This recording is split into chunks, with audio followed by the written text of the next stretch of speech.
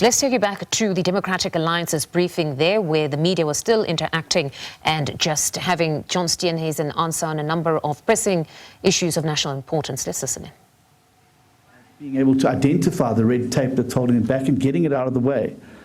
In the city, the Mayor Hill Lewis has introduced a red button system where if any municipal employee or anyone engaging with the municipality is able to identify a piece of a bylaw or a practice that is red tape and holding back business from being able to succeed, that they're able to flag it immediately and that they can take action on those things.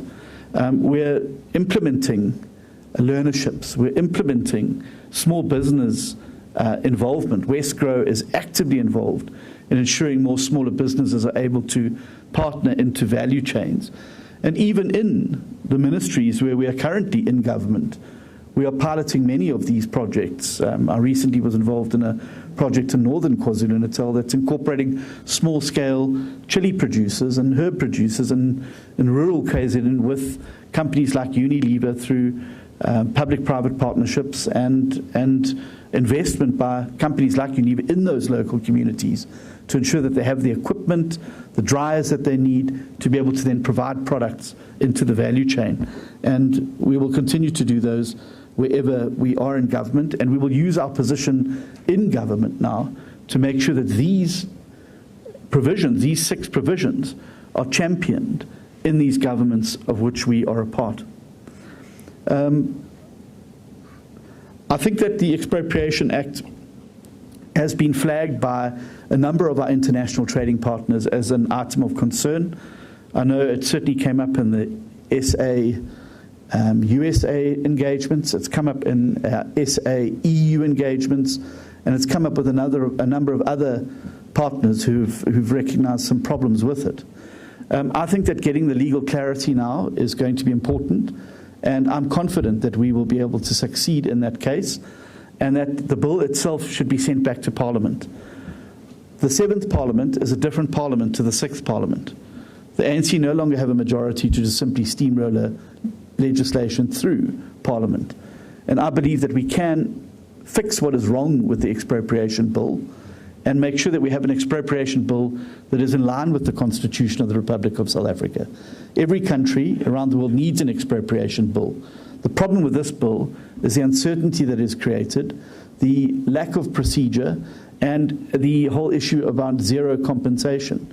And I think once we have that legal clarity from the case that we have instituted, that bill can then come back to Parliament, and we can use our position in Parliament to be able to ensure that we have an expropriation bill that gives true effect to Section 25 of the Constitution.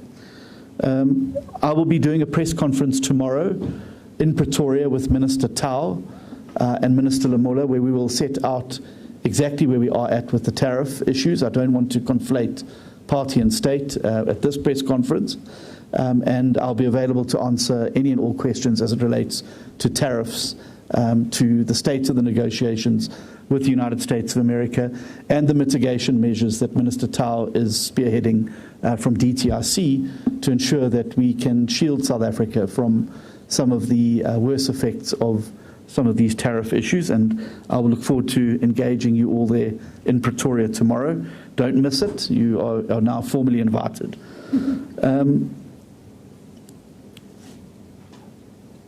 Hajra, I've received no notification from anybody in the ANC, whether it's from the Thuli House or from the presidency. I would say that one of the problems with the GNU is that the leaders do not get an opportunity to meet regularly enough. And every time there's a crisis, we're promised there's going to be a Bosbarat or some breakaway that's now urgent that has to take place. It's now been over a year, we're yet to have that. And I think it is one of the weaknesses in the current setup, is that the leaders are not able to sit and engage each other on a more regular basis on some of the issues. Because I believe that many of the issues that we have could quite easily be ironed out through mature, honest and frank discussions with each other. And one of the key lessons I learned when we were in Germany together ahead of the elections, a study tour that involved the ANC as well, that it is better to talk about these things more regularly behind closed doors. And coalitions like the German ones meet almost on a weekly basis as the leaders. I'm not saying we need to meet on a weekly basis. It would be nice, but given the schedules, I think it would be quite difficult. But I would imagine that we should, at the very least, be having a monthly meeting as leaders of the GNU to be able to discuss the political trajectory and the path forward. And I cannot understand why these meetings, despite being mooted and promised, do not take place. And we will obviously continue to pressure them. We're in the final stages of dealing with the replacement of Andrew Whitfield. It is part of a broader review of how we've performed in government. And obviously I would also like the opportunity to have a discussion with the President around the appointment, because ultimately it's an appointment that he will have to make in terms of the law, and to make sure we're on the right page. But I do think there also needs to be greater consistency about how we deal with matters in the GNU as it relates to conduct of members in the GNU. I think that's it. I think I answered all of the questions that were asked there. Do you want to have another round? Yeah.